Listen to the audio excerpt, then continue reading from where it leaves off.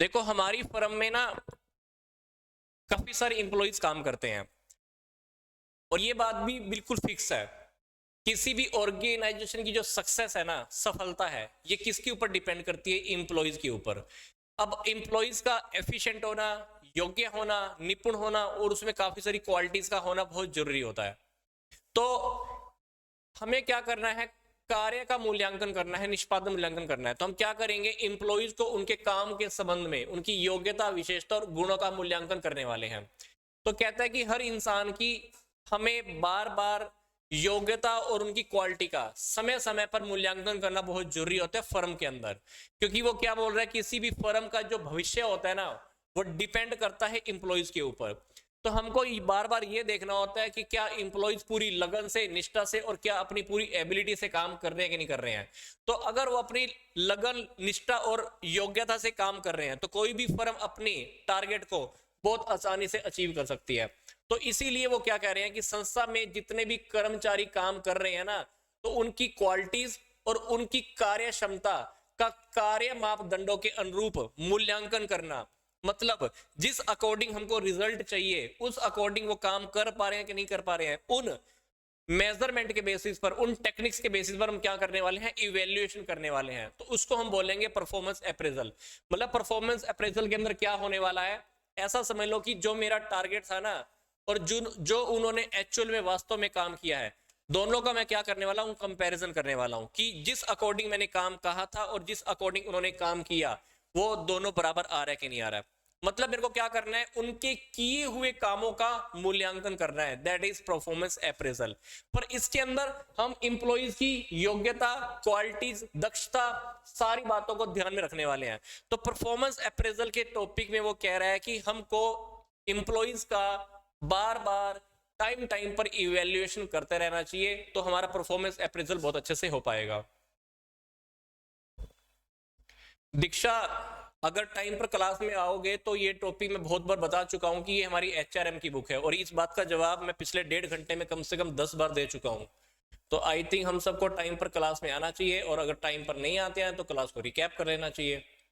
ये क्वेश्चन मेरे सामने कम से कम अभी 10वीं बार आ चुका है कि कौन सा सब्जेक्ट है, कौन सी क्लास की बुक है। तो बार बार तो हर 2 लाइन के बाद तो मेरी बात रिपीट नहीं करने वाला ना अभी, कौन सी क्लास की बुक है। ये आपको भी थोड़ा टेक केयर करना पड़ेगा अभी।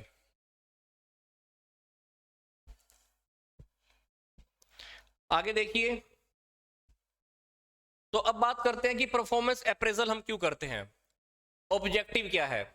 सिंपल सी बात है, इससे उनके मनोबल में वृद्धि होती है, इंक्रीज इन मोरल।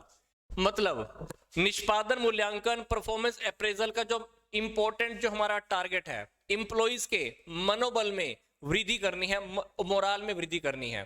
क्योंकि मैनेजर को परफॉर्मेंस अप्रेजल की हेल्प से कर्मचारियों से रिलेटेड काफी सारी इंफॉर्मेशन प्राप्त होती है।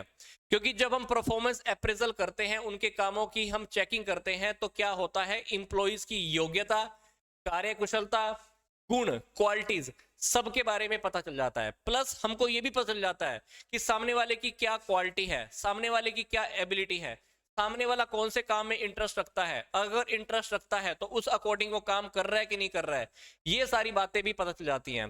तो एक ही काम को कुछ समय तक करने से वह उस काम का विशेषज्ञ भी बन जाता है, जिससे उसके काम का मूल्यांकन करने से हमें आसानी होती है तथा इंसान के, इंप्लॉइज के मनोबल में भी वृद्धि होती है।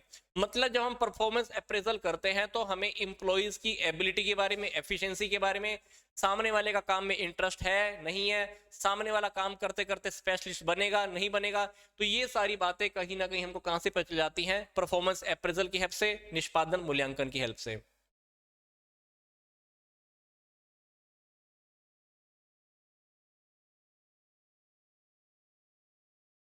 यस कविता, एग्जैक्टली राइट। 3 दिन हो गए हमको एचआरएम का टॉपिक कवर करते हुए, बट फिर भी आज आज भी बहुत सारे बच्चे पूछ रहे थे। जबकि लेक्चर के अंदर एंटर करने से पहले भी आप लोग नहीं देखते हो कि लेक्चर कौन से लेक्चर में हम एंटर कर रहे हैं। लेक्चर के बाहर सब्जेक्ट का नेम और टॉपिक्स के नेम सब लिखे होते हैं। ये बात तो आपको देखना चाहिए ना सबको कि कौन सा सब्जेक्ट चल रहा है। और फिलहाल में आते ही लेक्चर में मेरी एंट्री होती है, मैं आपको बता देता हूँ कि ये टॉपिक है और ये सब्जेक्ट जो आज स्टार्ट कर रहे हैं। स्टिल हम बहुत सारा टाइम इस बात पे वेस्ट कर रहे हैं कि बुक कौन सी है, बुक कौन सी है। आगे देखिए, जब हम परफॉर्मेंस अप्रेजल करते हैं तो सामने वाले के बारे में, एम्प्लॉइज के बारे में हमारी बहुत सारी नॉलेज मिल जाती है। सामने वाले में क्या योग्यता है, सामने वाला किस तरीके से काम करता है, काम करने में इंटरेस्टेड है कि नहीं है, हमारी फर्म में रुकेगा नहीं रुकेगा, हमारे फर्म के लिए कितना ये बेनिफिशियल बंदा है।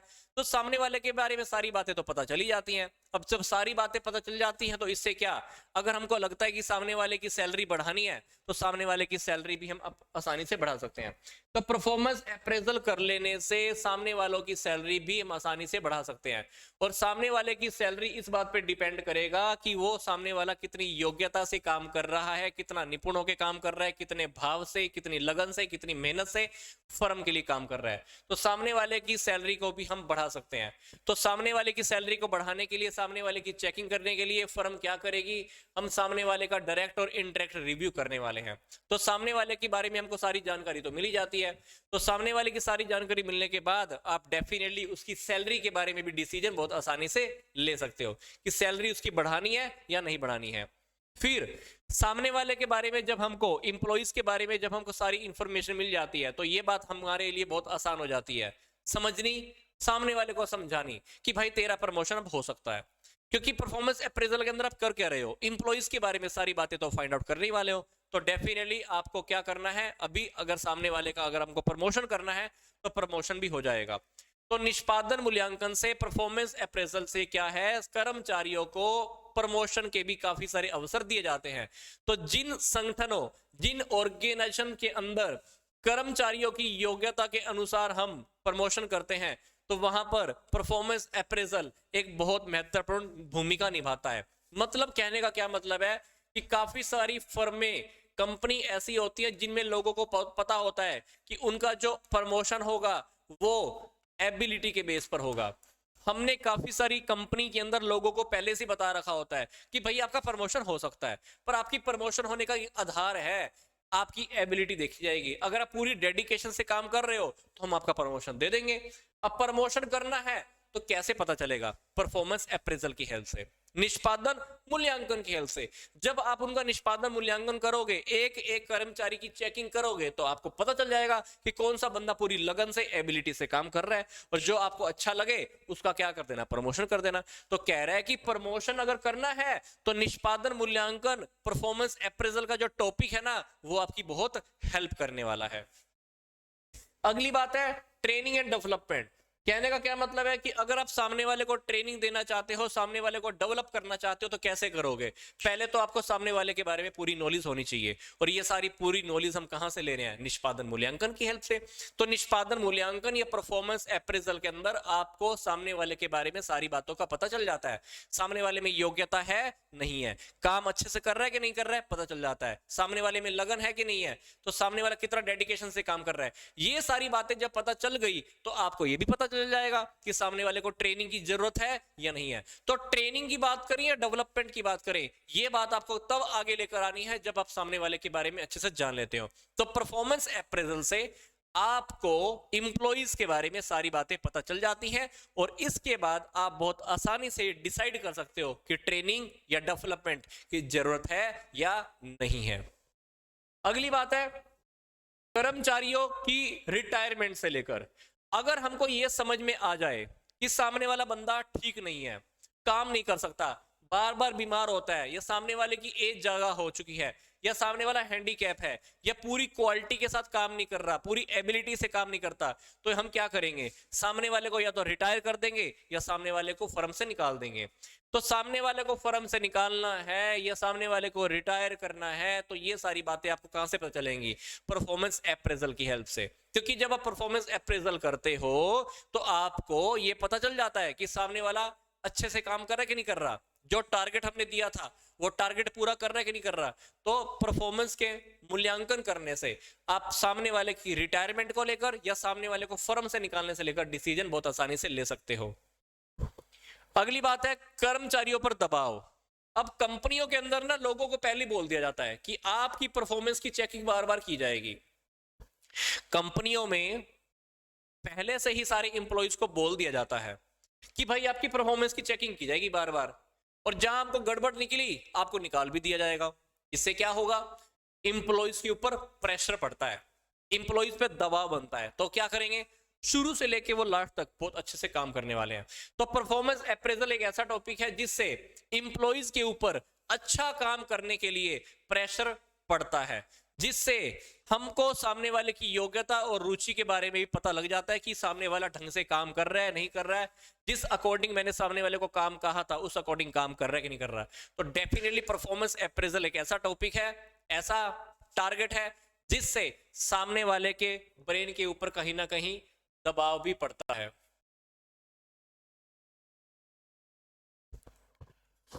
ट्रांसफर भी कर दो, बंदे को ट्रांसफर करना है तो कौन मना कर रहा है।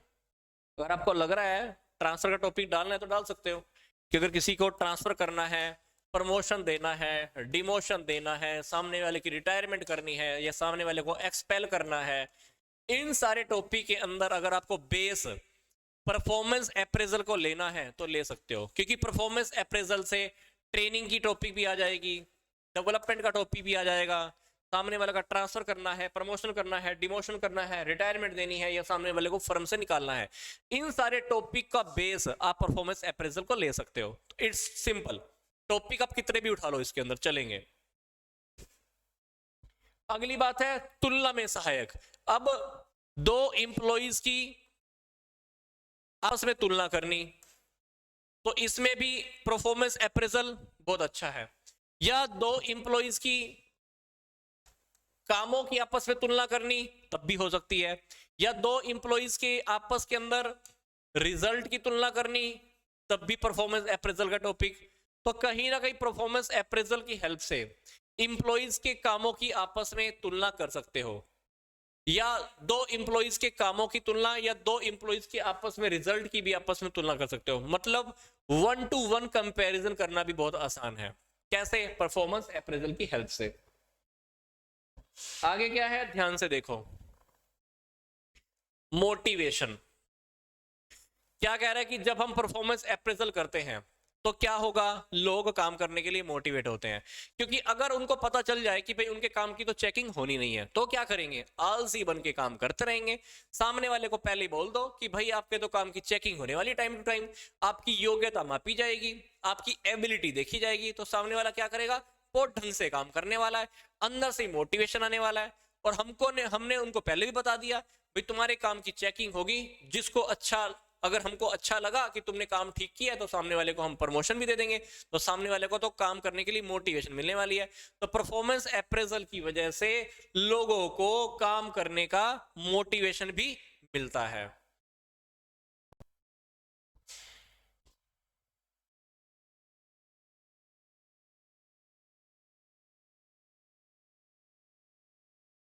तो जल्दी से कमेंट करके बताओ टॉपिक समझ में आ रहा है क्या, इजी है ना। संदीप, संदीप अभी तो क्लियर हो रहा होगा टॉपिक।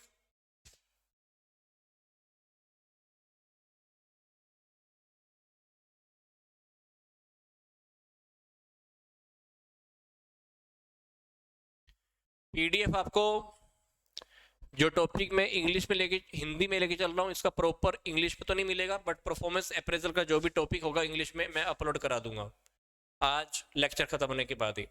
हिंदी में भी मिल जाएगा, इंग्लिश में भी मिल जाएगा, और हर बार ऐसा नहीं होने वाला है।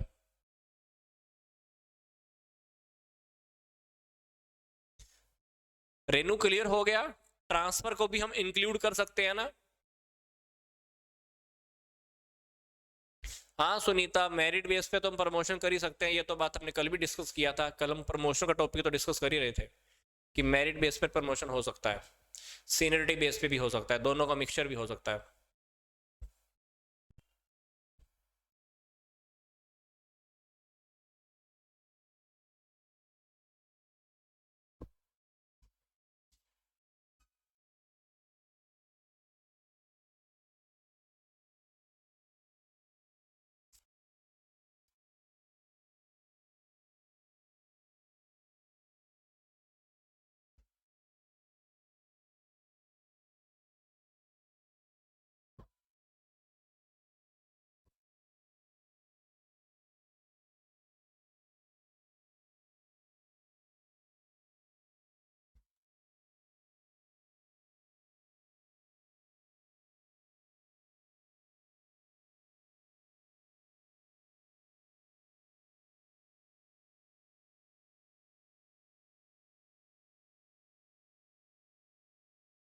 ओके, अब हम बात कर रहे हैं कि परफॉर्मेंस अप्रेजल की क्या इंपॉर्टेंस और क्या यूटिलिटी है। टॉपिक बहुत इजी है, इसमें 4-5 बातें हम स्टडी करने वाले हैं, सिंपल सी बात है। ये बातें हम पहले स्टडी कर चुके हैं। पहली बात है ट्रेनिंग। तो परफॉर्मेंस अप्रेजल की हेल्प से हम इंप्लॉइज को 2 पार्ट्स में डिवाइड कर देते हैं। जब हम परफॉर्मेंस अप्रेजल करते हैं तो हम इंप्लॉइज को 2 पार्ट में डिवाइड कर देते हैं। वो इंप्लॉइज जो बहुत अच्छे से काम कर रहे हैं, जो इंप्लॉइज जो अच्छे से काम नहीं कर रहे हैं। अब जो इंप्लॉइज बहुत अच्छे से काम नहीं कर रहे हैं, या तो आप उनको फर्म से निकाल दो या आप उनको आप ट्रेनिंग दे दो। तो परफॉर्मेंस अप्रेजल की हेल्प से हम इंप्लॉइज को 2 पार्ट्स में डिवाइड कर देते हैं, कुशल इंप्लॉइज और अकुशल, एफिशिएंट और नॉन एफिशिएंट। तो जो आपको लग रहा है कि ज्यादा अच्छे तरीके से काम नहीं कर पा रहे, आप उसको क्या देने वाले हो? ट्रेनिंग देने वाले हो। तो परफॉर्मेंस अप्रेजल का जो पहला इंपॉर्टेंस है वो यही है कि आपको ट्रेनिंग देने में हेल्प मिल जाती है, क्योंकि परफॉर्मेंस अप्रेजल की हेल्प से आप ये बहुत आसानी से डिसाइड कर सकते हो कि ट्रेनिंग किसको देनी है और किसको नहीं देनी है। तो उनकी योग्यता के अनुसार उनको काम सौंपा जाता है और अकुशल कर्मचारियों को उचित प्रशिक्षकों द्वारा प्रशिक्षण दे दिया जाता है। मतलब जो इंप्लॉइज आपको लग रहे थे ना कि बहुत अच्छे हैं, उनको तो आप काम हैंड ओवर कर दो, उनको तो आप काम दे दो, वो तो अपना काम चालू रखें। और जो इंप्लॉय आपको लग रहा है कि अच्छे से काम नहीं कर रहे हैं, तो उनको आप क्या देने वाले हो? उनको आप ट्रेनिंग देने वाले हो। सिंपल सी बात होती है ना। घर में भी आप देखते हो कि जो इंसान बहुत अच्छे से काम कर रहा है उसको आप काम और दे देते हो। जिसको लगता है कि काम अच्छे से नहीं आता तो उसको क्या करते हो? पहले काम समझाते हो फिर काम देते हो। ऐसा ही ट्रेनिंग में हो रहा है। जो इंप्लॉइज बहुत अच्छे से काम कर रहे हैं उनको काम सौंप दो। जो इंप्लॉइज काम अच्छे से नहीं कर रहे हैं उनको क्या दोगे? ट्रेनिंग दोगे, फिर उसके अकॉर्डिंग आप उनको काम देने वाले हो। फिर अगला टॉपिक, रिस्पॉन्सिबिलिटी। रिस्पॉन्सिबिलिटी मतलब क्या? इंप्लॉइज कभी कभी परफॉर्मेंस अप्रेजल के डर से इंप्लॉइज में काम के प्रति रिस्पॉन्सिबिलिटी बढ़ जाती है, और अगर वो काम में कोई गलती भी करते हैं तो उन गलती के लिए इंप्लॉइज को हम रिस्पॉन्सिबल ठहरा सकते हैं। तो इस डर के कारण इंप्लॉइज में एबिलिटी एंड एफिशिएंसी दोनों आते हैं और इसी के साथ वो काम भी करते हैं। क्योंकि जब इंप्लॉइज को पहले से पता होता है ना कि उनकी काम की चेकिंग होने वाली है, तो वो लोग क्या हो जाते हैं? रिस्पॉन्सिबल हो जाते हैं। जैसे हम कभी कभी किसी इंसान को कह देते हैं ना कि भाई तेरे को एक काम दे रहा हूं, ये काम पूरा होगा या नहीं होगा, इस काम के लिए तू खुद जिम्मेदार है। तो ऐसा ही इंप्लॉइज के साथ होता है। इंप्लॉइज के मन में पहले से डर बैठ जाता है थोड़ा सा कि मेरे को काम हर हालत में पूरा करना है, काम पूरा नहीं करूंगा या गड़बड़ करूंगा तो मैं उत्तरदायित्व हूं, मैं रिस्पॉन्सिबल हूं। तो इसलिए रिस्पॉन्सिबिलिटी का पॉइंट भी बीच में आ जाता है। अगली बात है आत्म विकास। अब जब हम सामने वाले को पता है कि भाई तेरी चेकिंग होने वाली है, तो उसमें सेल्फ डेवलपमेंट भी होने वाला है, तो कहीं ना कहीं वो काम को बहुत अच्छे तरीके से करने वाला है और दूसरे कर्मचारियों के साथ तुलना करके वो कितना योग्य है नहीं है, उसमें सुधार हो सकता है कि नहीं हो सकता, कमियों को सुधार सके, तो इंसान अपनी कमियों को सुधारने का भी काम करता है। तो सेल्फ डेवलपमेंट वहीं से शुरू हो जाता है। अगली बात है पदोन्नति, बोले तो प्रमोशन। प्रमोशन की बात हम पहले भी डिस्कस कर चुके हैं।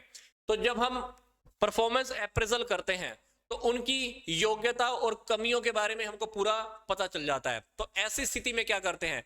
जिनको प्रमोशन देनी है उनको हम प्रमोशन दे देते हैं, अगर किसी को डिमोशन देना है तो किसी को डिमोशन भी दे देते हैं। तो परफॉर्मेंस अप्रेजल प्रमोशन देने का बहुत ही स्ट्रॉन्ग बेस माना जाता है, क्योंकि परफॉर्मेंस अप्रेजल में हम इंप्लॉइज की बहुत अच्छे से छानबीन करते हैं। इसलिए वो यहां पे कह रहा है कि जो परफॉर्मेंस अप्रेजल है वो इंप्लॉइज की प्रमोशन का बहुत ठोस आधार है। तो इसलिए वो लोग क्या करते हैं? वो पूरी मेहनत से और लगन से काम करते हैं। अगली बात है ट्रांसफर।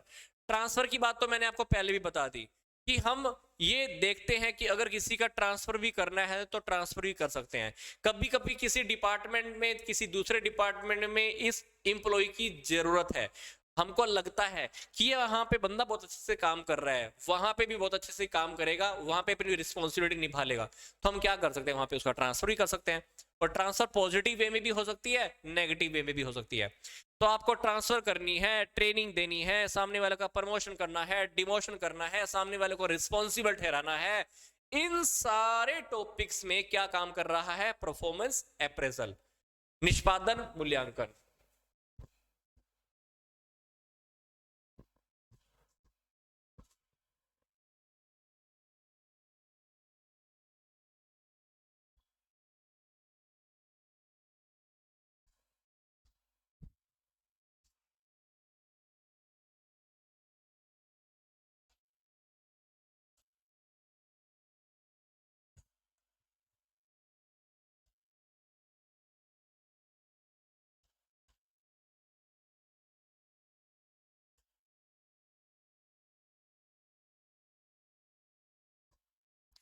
अब जो टॉपिक हम स्टार्ट करने जा रहे हैं वो परफॉर्मेंस अप्रेजल का ही है। परफॉर्मेंस अप्रेजल करने की हमारे पास कुछ मेथड्स हैं, कुछ टेक्निक्स हैं। इन टेक्निक्स को इन्होंने दो पार्ट्स में डिवाइड कर दिया है। पहली टेक्निक है ट्रेडिशनल, मतलब पुराने वाली टेक्निक्स। दूसरी जो टेक्निक्स है वो है मॉडर्न टेक्निक्स। हमारे पास टोटल है 9 + 4 13 टेक्निक्स, बहुत इंपॉर्टेंट है ये। तो ये टेक्निक्स स्टार्ट करने से पहले अगर अभी भी आपका किसी टॉपिक को लेकर कोई क्वेश्चन है जो अभी तक हमने स्टडी किया, तो आप जल्दी से कमेंट बॉक्स में छोड़ें। मैं आपको ठीक 3 मिनट का टाइम दे रहा हूं, ठीक 3 मिनट, उसके बाद हम टॉपिक को स्टार्ट करने वाले हैं। जल्दी से कमेंट करके बताना।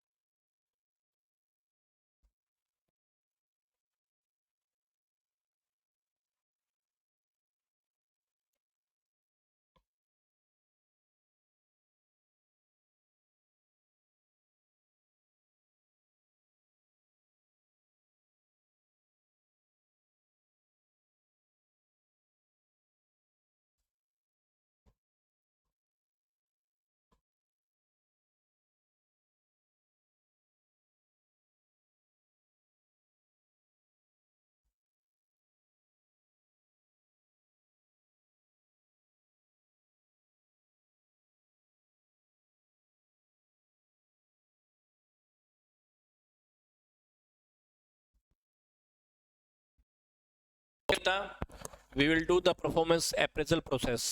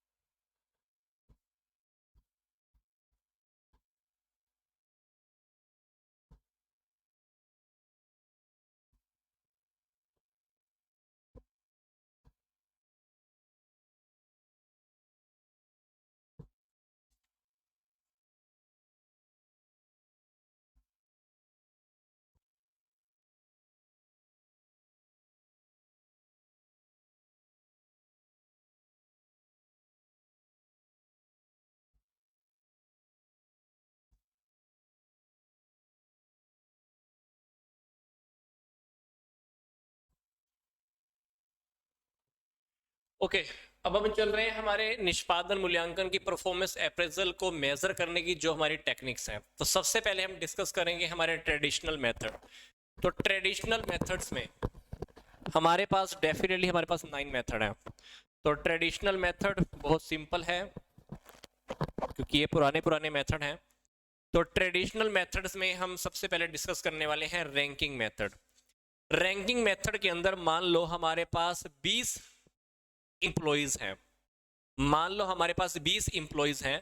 तो रैंकिंग मेथड में हम क्या करने वाले हैं, सारे एम्प्लॉयज को एक रैंकिंग दे देंगे। नंबर 1 पे बंदा ए, नंबर 2 पे बी, सी तीसरे नंबर पे, डी चौथे नंबर पे, पांचवें नंबर पर ई। इसी तरह से करते करते करते मैंने मान लो 50 इंप्लॉयज हैं, 50 इंप्लॉयज को मैंने रैंकिंग दे दी। तो रैंकिंग मेथड के अंदर क्या हुआ, जो सबसे आगे आगे हैं वो कौन से हुए, बहुत अच्छी क्वालिटी वाले इंप्लॉयज हुए। और जब से जो सबसे नीचे डाउन है वो ऐसा समझ लो कि वो अपने काम में लापरवाही करते हैं या ज्यादा अच्छे नहीं है। तो रैंकिंग मेथड के अंदर मैंने सबको एक नंबर दे दिया। जैसे क्लास में रोल नंबर होता है या क्लास में जब टेस्ट होता है तो आता है ना कि पहले नंबर पे ये, दूसरे पे, तीसरे पे ये बच्चा, पांचवें पे ये, 10वें पे ये, 60वें नंबर पे ये बच्चा, 71 नंबर पे ये बच्चा। तो ऐसा लगा लो कि हमको क्या करना है, सारे इंप्लॉयज को रैंकिंग दे देनी है। तो रैंकिंग मेथड के अंदर एम्प्लॉयज को उनकी क्वालिटीज के बेस पर, उनकी एबिलिटी के बेस पर हम एक रैंक प्रदान करते हैं।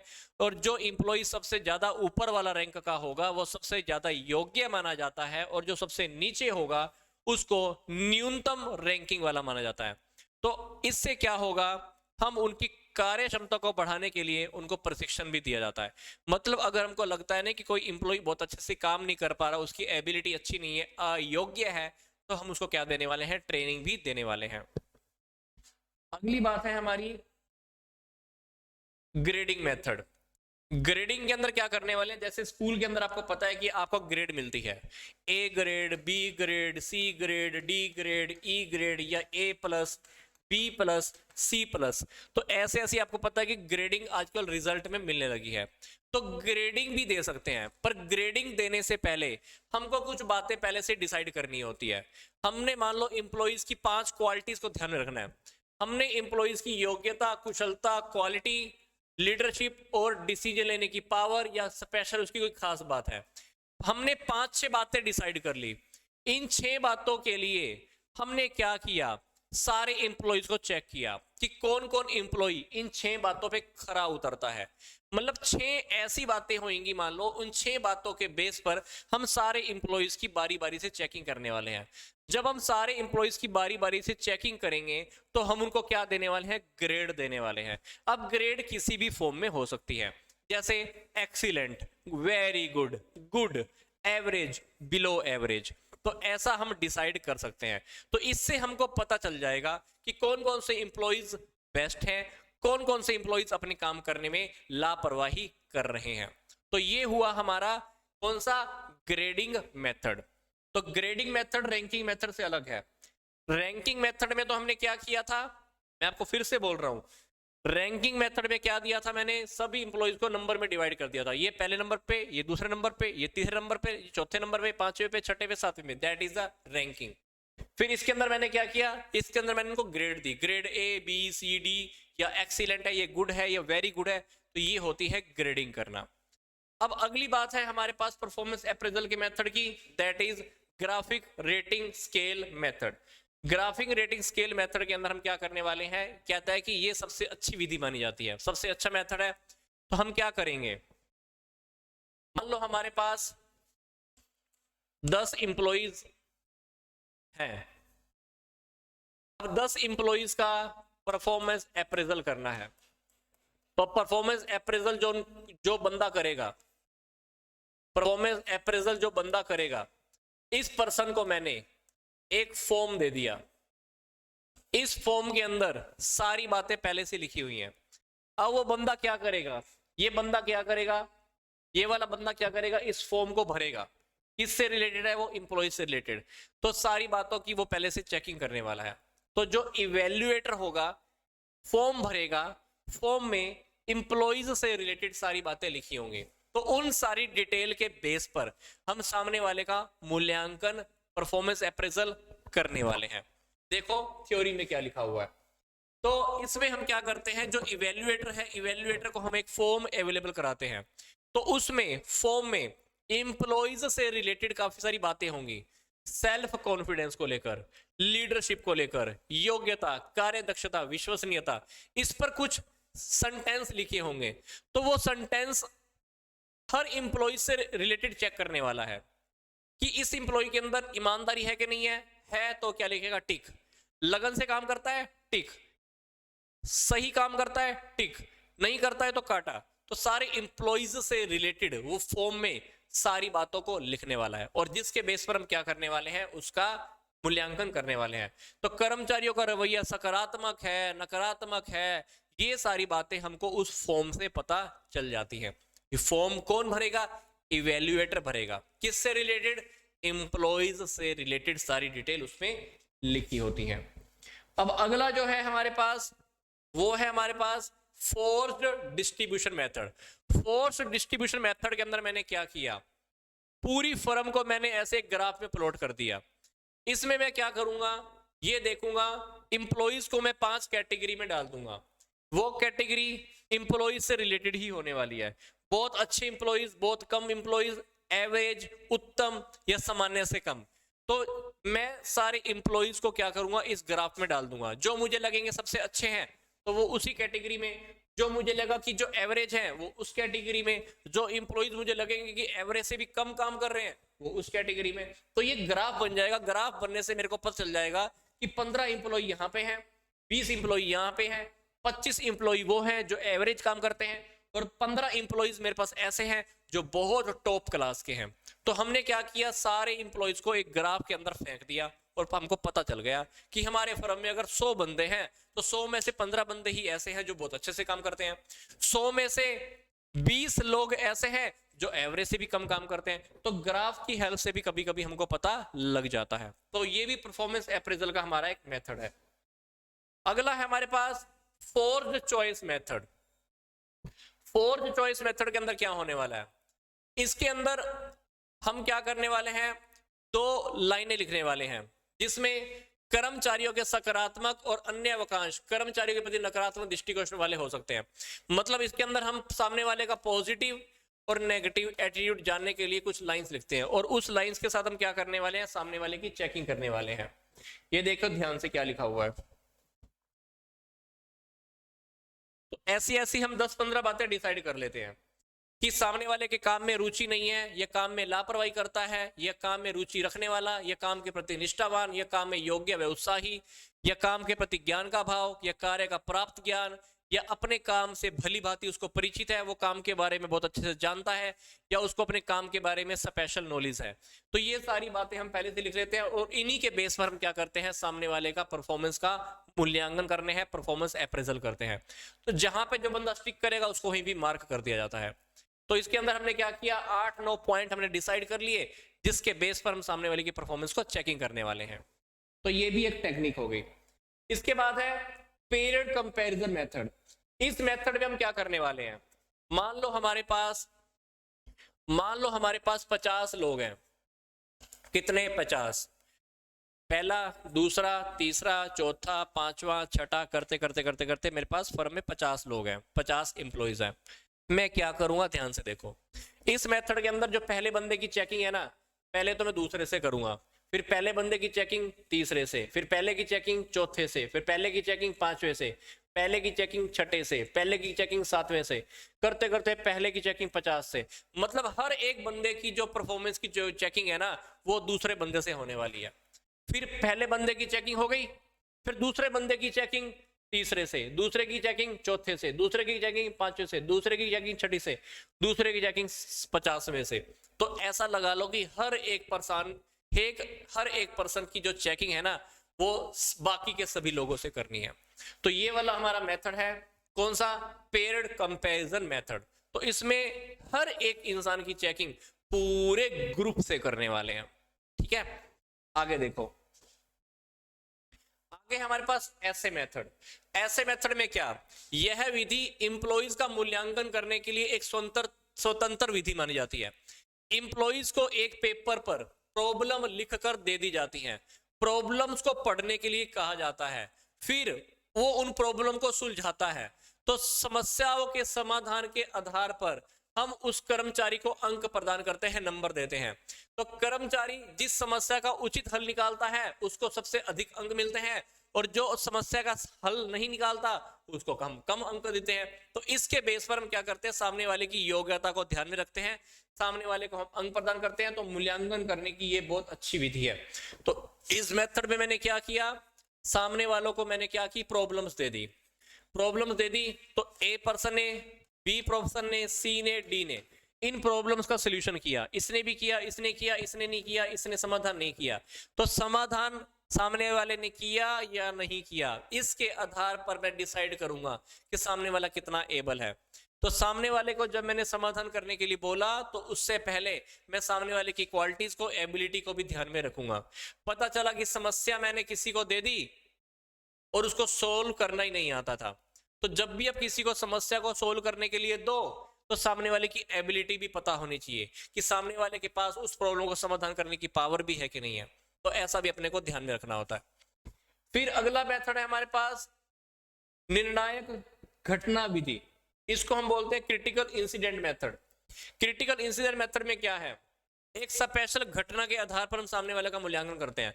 मान लो खड़े पैर पर मैंने सामने वाले को कोई प्रॉब्लम दे दी, खड़े पैर पर ऑन द स्पॉट मैंने सामने वाले को कोई प्रॉब्लम दे दी सोल्व करने के लिए, अगर उसने प्रॉब्लम को सोल्व कर दिया तो हम सामने वाले को बहुत अच्छा मानने वाले हैं। सामने वाले से प्रॉब्लम सोल्व ही नहीं हुई या सामने वाला घबरा गया तो हम पता चल जाएगा कि सामने वाले का परफॉर्मेंस अच्छा नहीं है। तो ऐसा भी हो सकता है कि सामने वाले के हमने एक स्पेशल टास्क दे दिया ऑन द स्पॉट, तो हमको सामने वाले की बारे में बहुत सारी बातें पता चल जाएंगी। सामने वाले की शारीरिक दशाएं कैसी हैं, सामने वाला कोऑर्डिनेट करता है कि नहीं करता, अपनी रिस्पॉन्सिबिलिटी ले सकता है कि नहीं ले सकता, सामने वाला विश्वास करने के लायक है कि नहीं है, सामने वाले की जांच और निरीक्षण, ये सारी बातें हमको ऑन द स्पॉट भी पता चल जाती हैं। मतलब परफॉर्मेंस अप्रेजल के इस टॉपिक के अंदर हम सामने वाले को ऑन द स्पॉट कोई प्रॉब्लम दे देते हैं और ये देखते हैं कि सामने वाला विश्वास करने के लायक है कि नहीं है, रिस्पॉन्सिबिलिटी लेगा नहीं लेगा। तो कभी कभी रियल लाइफ में ऐसा होता भी है, हमारे सामने कोई प्रॉब्लम खड़ी होती है, हम घबरा जाते हैं, और कभी कभी ऊपर वाला देखना चाह रहा होता है कि इसको मैं अगर प्रॉब्लम दूं तो ये ऑन द स्पॉट उस प्रॉब्लम को कैसे हैंडल कर सकता है। तो उस प्रॉब्लम को हमको ऑन द स्पॉट ऐसे ही एक्सेप्ट कर लेना चाहिए कि ठीक है ये प्रॉब्लम है, ऐसी है तो है, मुझे एक्सेप्ट करना है, इस प्रॉब्लम का समाधान करना है। अगर आप मैक्सिमम लेवल तक जाकर उस प्रॉब्लम का समाधान नहीं कर सकते तो कोई बात नहीं, बट लाइफ के गिल्ट में जाने की जरूरत नहीं होती है। तो ऐसा ही यहां पर है, हम ये चेक करते हैं कि एम्प्लॉइज ऑन द स्पॉट कोई प्रॉब्लम लेने के लिए तैयार खड़ा कि नहीं खड़ा, जिम्मेदारी लेता भी है कि नहीं लेता। तो ये सारी बातें हम जब चेक करते हैं तो हमको सामने वाले की परफॉर्मेंस के बारे में पता लग जाता है। अगला है हमारा field review method. Field review method के अंदर क्या है, ध्यान से देखो। इस मेथड में जो इवेल्युएटर होता है ना, वो कर्मचारियों से संबंधित जानकारी उनके पर्यवेक्षकों से प्राप्त करता है। मतलब इवेल्युएटर क्या करेगा, इवेल्युएटर मतलब जो परफॉर्मेंस अप्रेजल कर रहा है, जो निष्पादन मूल्यांकन का काम कर रहा है, वो बंदा क्या करेगा, इंप्लॉइज के बारे में जानकारी लेना तो चाहता है, पर वो जानकारी कहां से लेगा, इन इंप्लॉइज के ऊपर जो सुपरवाइजर है, सुपरवाइजर से लेगा। जो इवेल्युएटर होता है सुपरवाइजर की हेल्प से इंप्लॉइज की इंफॉर्मेशन लेने वाला है। तो क्योंकि सुपरवाइजर के ऊपर ही सारा का सारा दायित्व होता है, उसी के नीचे काम कर रहे होते हैं, तो मूल्यांकनकर्ता का ये उत्तरदायित्व होता है कि वो अपने नीचे काम करने वाले लोगों के लिए सुपरवाइजर की हेल्प ले। तो यहां पर हम उससे इंफॉर्मेशन लेने वाले हैं। तो सुपरवाइजर क्या करेगा, इंप्लॉइज की सारी इंफॉर्मेशन इवेल्युएटर को दे देगा। पर इवेल्युएटर को जो भी अप्रेजल का काम करना है, निष्पादन मूल्यांकन जैसे भी करना है वो कर सकता है।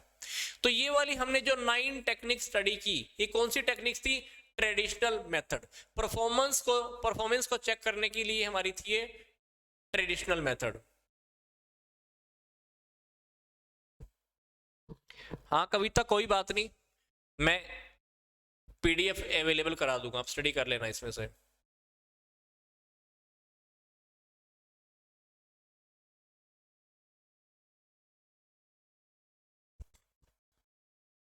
क्लियर हो गया सभी को?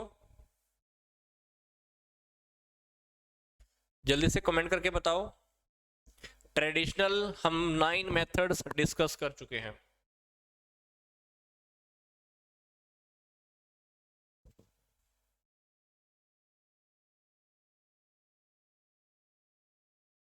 अब हमारे पास आने वाले हैं मॉडर्न मेथड्स।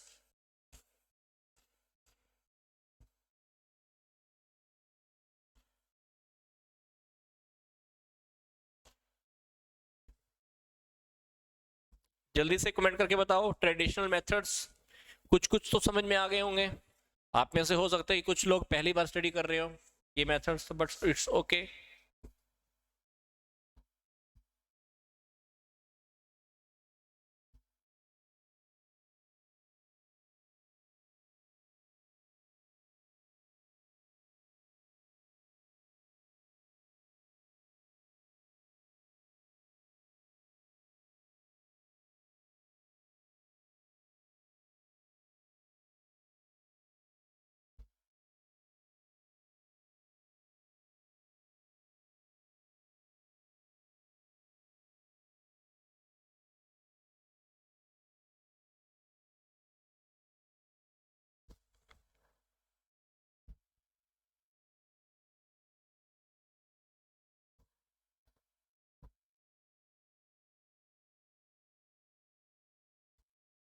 सुनीता क्या पूछना चाह रही हो? Check list method.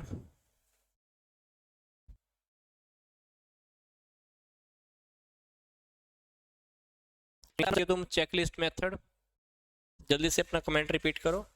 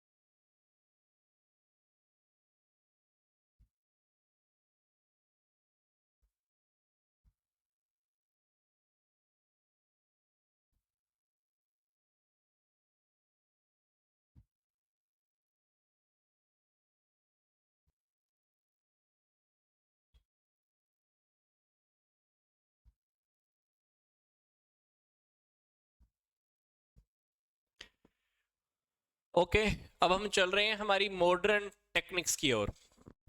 Modern techniques में जो हमारा जो पहला टेक्निक है इसको हम बोलते हैं MBO, मैनेजमेंट बाय ऑब्जेक्टिव।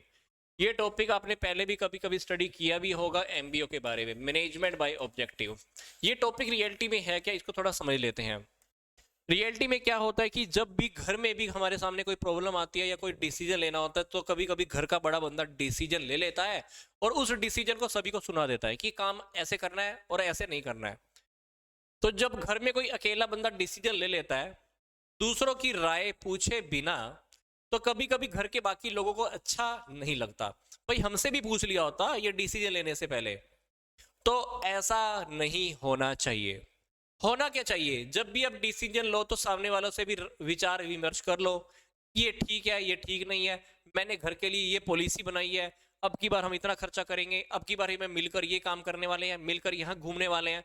तो सामने वाले को आपने क्या किया, अपने उद्देश्यों के बारे में जब बताया तो सामने वाले को गले लगाकर आप काम में लेकर चले हो, मतलब सामने वाले को आप साथ लेकर चले हो। इसको हम बोलते हैं उद्देश्यों द्वारा सामने वाले को साथ लेके चलना। कंपनी के अंदर, फर्म के अंदर जब भी हम अपने उद्देश्य निर्धारित करते हैं, मैं क्या बोल रहा हूं ध्यान से समझना। कंपनी में या फर्म में अगर आप चाहते हो कि एम्प्लॉइज आपके साथ अपनापन बनाकर चलें, बहुत अच्छे से भाव से काम करें, तो आपको क्या करना है, एम्प्लॉइज को भी साथ लेके चलना है। तो सबसे इंपॉर्टेंट काम आपको क्या करना होगा, कंपनीज में, फर्म में जो मैनेजर्स होते हैं, जब भी वो कंपनी के ऑब्जेक्टिव या उद्देश्य निर्धारित करें तो सभी को इन्वॉल्व करके चले। जब भी वो उद्देश्य या कंपनी के टारगेट डिसाइड कर रहे हैं तो प्रबंधकों को, मैनेजर्स को क्या चाहिए कि एम्प्लॉइज को कंपनी की मीटिंग में पहले से बिठा लें।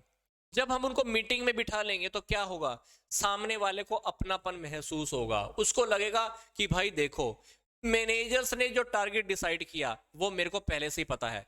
तो एम्प्लॉइज अब क्या करने वाले हैं, मन लगा के काम करने वाले हैं। मतलब कहने का क्या है, फर्म में जब भी अपने टारगेट डिसाइड करते हो, उद्देश्य को निर्धारित करते हो, तो एम्प्लॉइज को साथ लेके चलो। जब आप एम्प्लॉइज को साथ लेके चलते हो, सब कुछ उनको पहले से बता देते हो, तो उसी टॉपिक को हम बोलते हैं उद्देश्य द्वारा प्रबंध, बोले तो मैनेजमेंट बाय ऑब्जेक्टिव्स। तो मैनेजमेंट बाय ऑब्जेक्टिव्स के अंदर क्या है, आप ध्यान से देख लेते हैं। तो ये परफॉर्मेंस अप्रेजल की एक नई विधि है। इसके अंतर्गत क्या होता है, जो टॉप लेवल के मैनेजमेंट है और जो इंप्लॉइज हैं, दोनों मिलकर संस्था के लक्ष्यों को निर्धारित करते हैं। क्या कह रहा है यहां पे आपको, कि जो टॉप मैनेजमेंट है और जो इंप्लॉइज है, ये दोनों मिलकर क्या करने वाले हैं, फर्म के ऑब्जेक्टिव्स को एक साथ डिसाइड करने वाले हैं। अब जब दोनों लोग मिलकर काम करेंगे तो देखो कितनी बिलोंगिंगनेस होगी दोनों के अंदर, कितना दोनों के अंदर अपनापन होगा। फर्म के लिए वो भी काम करेंगे और वो इंप्लॉइज के लिए काम करेंगे, तो अल्टीमेटली फर्म का गोल बहुत अच्छे से अचीव होने वाला है, जल्दी होने वाला है। तो इसमें हम क्या करते हैं, टॉप लेवल मैनेजमेंट जो इंप्लॉइज हैं, संस्था के उद्देश्यों को एक साथ मिलकर पूरा करते हैं। तो प्रबंध के प्रत्येक स्तर पर, मतलब मैनेजमेंट का जो भी लेवल होता है, हर लेवल पर हम क्या करते हैं, जैसे top level, middle level, lower level, इसके उद्देश्य अलग, इसके उद्देश्य अलग, इसके उद्देश्य अलग। मतलब जो भी मेरे पास ऑब्जेक्टिव हैं, उन ऑब्जेक्टिव को मैंने, उन उद्देश्यों को मैंने लेवल के अकॉर्डिंग अलग अलग डिवाइड कर दिया। तो उद्देश्यों द्वारा प्रबंध के अंदर पहली बात तो क्या है, टॉप लेवल मैनेजमेंट और जो इंप्लॉइज है सब मिलकर काम करने वाले हैं और लेवल्स के अकॉर्डिंग हम ऑब्जेक्टिव्स को डिवाइड कर देने वाले हैं। तो जब हम उद्देश्यों को डिवाइड कर देते हैं तो अधिकारी व कर्मचारी अपने अपने उत्तरदायित्व निश्चित कर लेते हैं। मतलब जब हम काम बांट देते हैं तो काम बांट देने से क्या होगा, हर कोई अपनी अपनी रिस्पॉन्सिबिलिटी फिक्स कर लेगा कि ये मेरा काम, ये मेरी जिम्मेदारी, ये काम मेरी जिम्मेदारी। तो यहां पर ऐसा होने वाला है। तो संस्था में प्रत्येक कार्य उद्देश्यों व उत्तरदायित्व के आधार पर किया जाता है, इसलिए इसे उद्देश्यों द्वारा प्रबंध भी कहा जाता है। तो इस विधि के अंतर्गत ऑर्गेनाइजेशन के अंदर जो भी परिवर्तन होते हैं, उन परिवर्तनों के आधार पर हम नई पॉलिसी बनाते हैं। तो इसके बाद हम एक काम शुरू करते हैं। तो इस प्रकार मैनेजमेंट द्वारा, मैनेजमेंट बाय ऑब्जेक्टिव के आधार पर ही संस्था के हित में हम निर्णय लेते हैं तथा कर्मचारियों के काम का हम मूल्यांकन भी किया जाता है। तो कर्मचारियों की योग्यता और कुशलता का मूल्यांकन करने की ये अच्छी विधि है।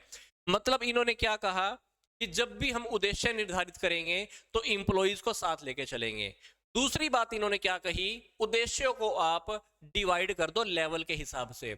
जब आप काम को डिवाइड कर देते हो तो हर इंसान अपनी अपनी जिम्मेदारी समझ लेगा। तो अभी यहां पर उद्देश्य भी हो गए और जिम्मेदारी भी हो गई, तो हर कोई काम करना शुरू करेगा।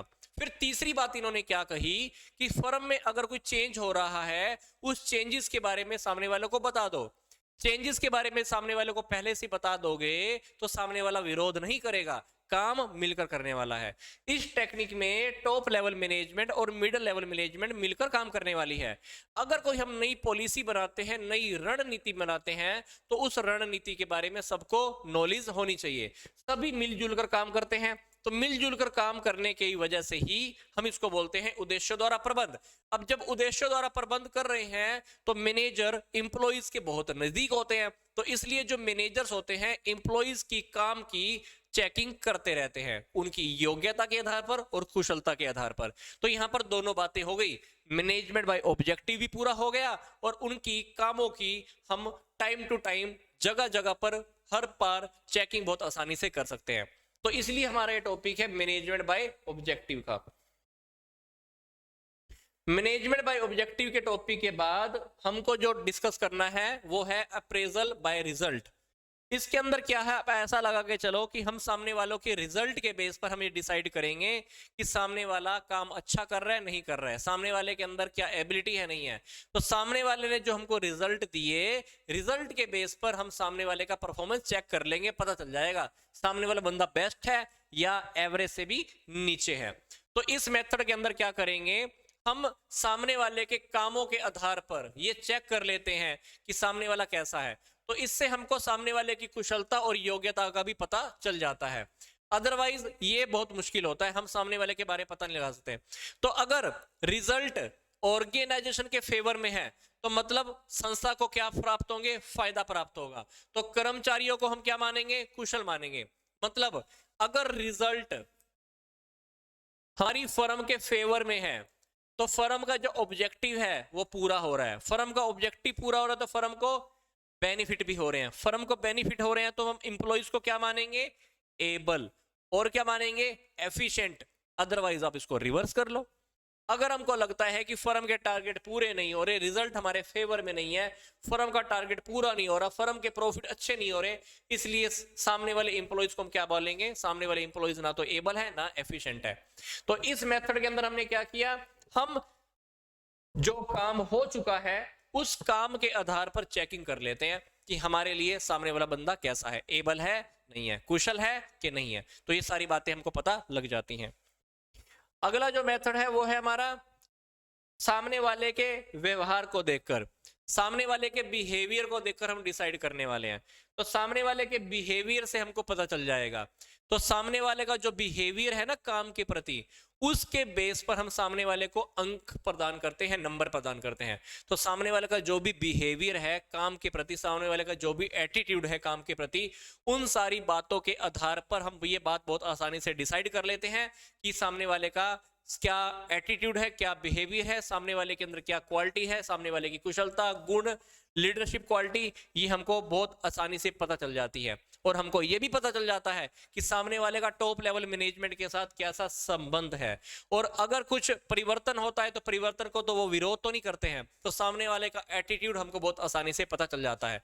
तो इस अप्रोच के अंदर हमने क्या किया, इस मेथड में हमने क्या किया, सामने वाले के बिहेवियर के आधार पर हमने सामने वाले को नंबर दिए हैं, सामने वाले के बारे में हमने पता लगा लिया है। अब जो लास्ट है हमारे पास वो है 360 डिग्री परफॉर्मेंस अप्रेजल। इसके अंदर क्या होने वाला है, इस के अंदर मान लो मैंने एक पर्सन का चेकिंग करना है, तो वो चेकिंग बहुत लोग करेंगे। कौन कौन, टॉप लेवल मैनेजमेंट भी करेगा, सलाहकार भी करेगा, ग्राहक भी करेगा, स्वयं भी करेगा, अधीक्षक। तो परफॉर्मेंस अप्रेजल के लिए हम 360 डिग्री का रिव्यू लेने वाले हैं। मतलब जब संगठन के अंतर्गत supervisor, top level management, customer, सलाहकार, अधीक्षक, अधीनस्थों, प्रबंधकों, कर्मचारियों द्वारा कार्य का मूल्यांकन किया जाता है, तो इसे कहते हैं 360 डिग्री मूल्यांकन। तो जैसा कि आपको दिखाया हुआ है, तो इसमें जो परफॉर्मेंस अप्रेजल करनी है ना, निष्पादन मूल्यांकन करना है, वो सभी ने करना है, चाहे वो इंप्लॉइज है, चाहे वो कस्टमर है, चाहे वो मैनेजमेंट है, चाहे वो सुपरवाइजर है, या हम खुद हैं, सभी ने परफॉर्मेंस की चेकिंग करनी है। इसलिए हम इसको बोलते हैं 360 डिग्री परफॉर्मेंस अप्रेजल। तो परफॉर्मेंस अप्रेजल की हमने 9 ट्रेडिशनल टेक्निक डिस्कस की और 7 हमने मॉडर्न टेक्निक्स डिस्कस की। तो ये टॉपिक बहुत इजी है और एग्जाम के पॉइंट ऑफ व्यू से, एमसीक्यूज के पॉइंट ऑफ व्यू से आप देख लेना आपका कहाँ का कवर हो सकता है।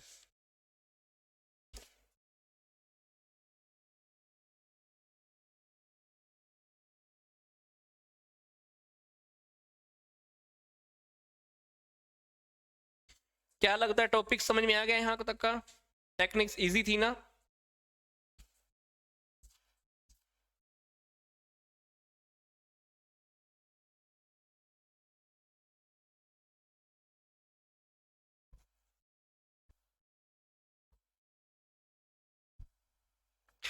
बस अब हम एक लास्ट टॉपिक लेके चल रहे हैं। लास्ट टॉपिक में तो डिटेल में नहीं जाने वाला हूं, बट शॉर्टकट में देख लेना है। अभी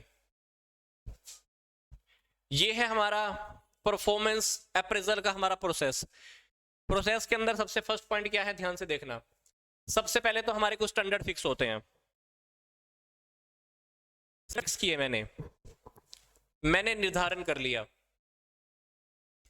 स्टैंडर्ड फिक्स कर लिया, मैंने निर्धारण कर लिया। फिर मैंने क्या किया, जो मैंने स्टैंडर्ड बनाए, स्टैंडर्ड्स के बारे में मैंने क्या किया, एम्प्लॉइज को बता दिया, भाई तुमसे काम की ये उम्मीद की जा रही है, तुम्हारे अंदर ये क्वालिटी होनी चाहिए, रिजल्ट ऐसा होना चाहिए।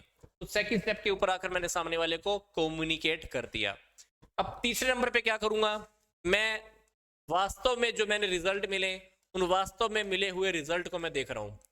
पहले तो मैंने क्या किया था, यहां पे मैंने फिक्स किया था कि मेरे को ये चाहिए, ये चाहिए, मैंने फिक्स किया। फिर ये वाली बात मैंने सभी को बता दी कि मेरे को ये चाहिए, सभी को बता दी। फिर मेरे पास आगे वास्तव में रिजल्ट, वास्तव में रिजल्ट आ गए, तो मैंने क्या किया, जो मैंने फिक्स किया था और जो मेरे पास वास्तव में आया एक्चुअल, उन दोनों को मैंने क्या किया, कंपेयर किया। मतलब यहां पर आकर मैंने क्या की है, तुलना की है। जो मैंने फिक्स किया था और जो मेरे पास वास्तव में आया, उन दोनों की मैंने क्या की, तुलना की। तुलना कर ली, तुलना करने के बाद अब मैं क्या करूंगा, एम्प्लॉइज के साथ डिस्कस करूंगा अप्रेजल के बारे में, मूल्यांकन के बारे में। तो अगर मुझे लास्ट में लगता है कोई मुझे एक्शन भी लेना है, तो लास्ट में आकर मैं क्या लेने वाला हूं? एक्शन लेने वाला हूं। मतलब स्टेप नंबर 1 के ऊपर मैंने अपने स्टैंडर्ड फिक्स किए, उन स्टैंडर्ड्स के बारे में इंप्लॉइज को बताया, फिर मुझे वास्तव में रिजल्ट मिले, जो परफॉर्मेंस मैंने फिक्स किया था और जो वास्तव में रिजल्ट मिले उनकी मैंने तुलना की। तुलना करने के बाद मैंने जो रिजल्ट मिले, जो मुझे फील हुआ, वो मैंने इंप्लॉय से डिस्कस किया। फिर अगर मुझे लगता है कि कोई सुधारात्मक कार्रवाई करनी है, तो वो सुधारात्मक कार्रवाई, जो करेक्टिव एक्शन है, वो लास्ट में मैं लेने वाला हूं। प्रोसेस सभी को समझ में आ गई क्या? एक बारी प्रोसेस के बारे में कमेंट करो। प्रोसेस के बारे में सबको समझ में आ गया क्या? सुनीता, मैं तुमको सेकंड मेथड भी बताता हूं।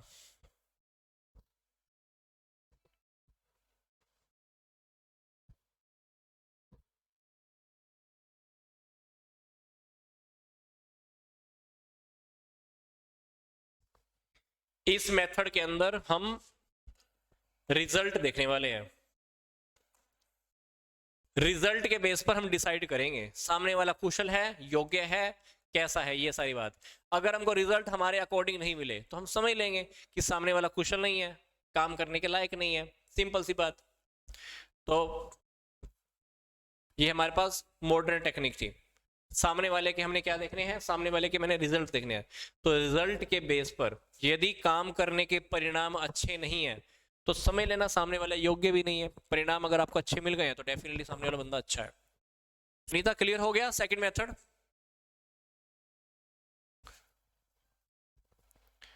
Sunita, is it clear the second method?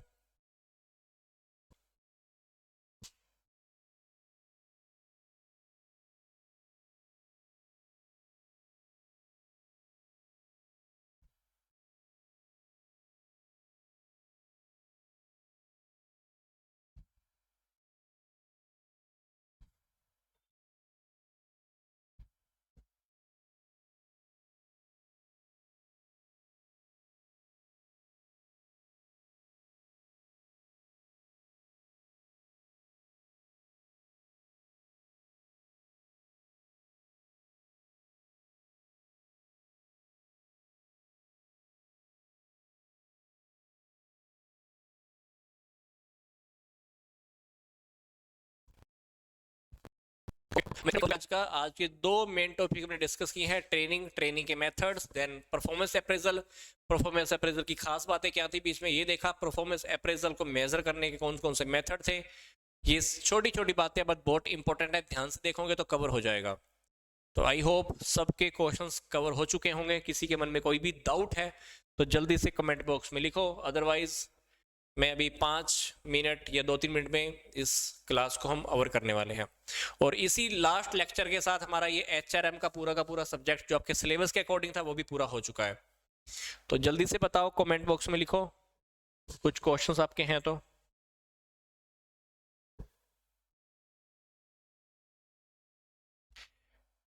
ये जो मैंने पूरा का पूरा टॉपिक कवर किया है, ये मेरे पास HRM का एक स्कोप था, बता देता हूं मैं आपको फिर से। HRM की आपके पास कोई बुक हो, कोई स्कोप हो, या किसी यूनिवर्सिटी की आपके पास बुक्स आती हैं, जैसे कुरुक्षेत्र यूनिवर्सिटी है या GGU की तरफ से डिस्टेंस एजुकेशन की बुक्स आती हैं, तो उन बुक्स में भी आपको सिलेबस मिल जाएगा HRM से रिलेटेड। ह्यूमन रिसोर्स मैनेजमेंट की बुक है, कोई स्कोप है, या कुरुक्षेत्र यूनिवर्सिटी की कोई बुक है, या गुरु जम्भेश्वर यूनिवर्सिटी की डिस्टेंस एजुकेशन की बुक्स हैं आपके आसपास, तो देख लेना, आपको कहीं से भी टॉपिक स्टडी करने को मिल जाएगा। नहीं तो बीकॉम के बच्चे भी कहीं ना कहीं इसको स्टडी करते होंगे, ह्यूमन रिसोर्स मैनेजमेंट। तो कल हम देख लेना, इसको आपको बुक्स में मिल जाएंगे। हो सका तो कविता, अभी तो हम मे बी आपको शेड्यूल में पता चल जाएगा, बट कोई बात नहीं, लेक्चर अटेंड करने के बाद भी तो हम बुक्स अरेंज कर लेते हैं ना, तो कर लेना थोड़ा सा। बट तब तक आप लेक्चर अच्छे से देखो, PDF भी आपको अवेलेबल हो जाती है, तो टेक इट इजी। दिमाग पे ज़्यादा बर्डन मत लो, क्योंकि कोई भी कंटेंट में लेकर आ रहा हूँ तो वो PDF के साथ ही आ रहा है। जब तक आपके पास बुक नहीं आती है तब तक आप PDF से हेल्प लो। मैं कहाँ से हूँ? मैं हरियाणा से हूँ।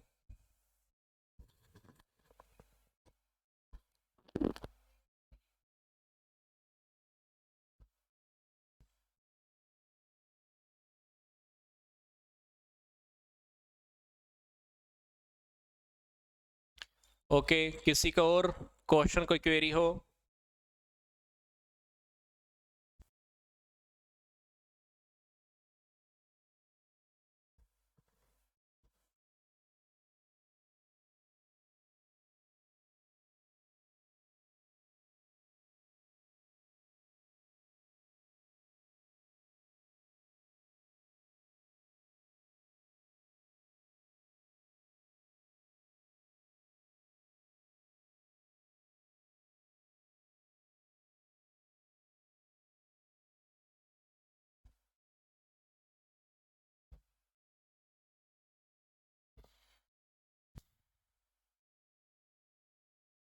है कि तो मैं भी हरियाणा से ही हूँ।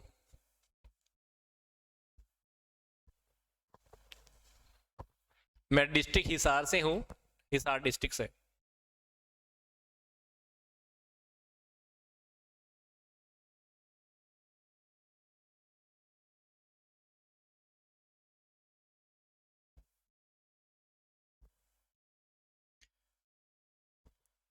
Should I leave this lecture? Any other question related to topics? Topic से रिलेटेड कुछ क्वेश्चन क्वेरी हो आज का जो टॉपिक था?